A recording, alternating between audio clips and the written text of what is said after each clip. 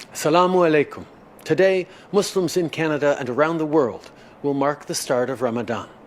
Over the coming month, people will pray and reflect during the day, and in the evening they'll break their day-long fast. This time calls on Muslims to honor the values at the very heart of Islam, values like compassion, peace, and service to others.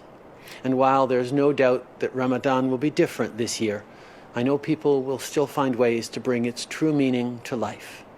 Muslim Canadians have always made our country a better, stronger place, and this month will be no exception.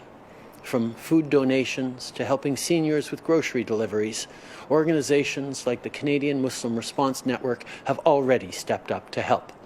Groups like Islamic Relief and the International Development and Relief Foundation are collecting much-needed medical supplies for our frontline workers through initiatives like Conquer COVID-19. And on that note, I want to recognize all of our essential workers who are taking care of us even while fasting.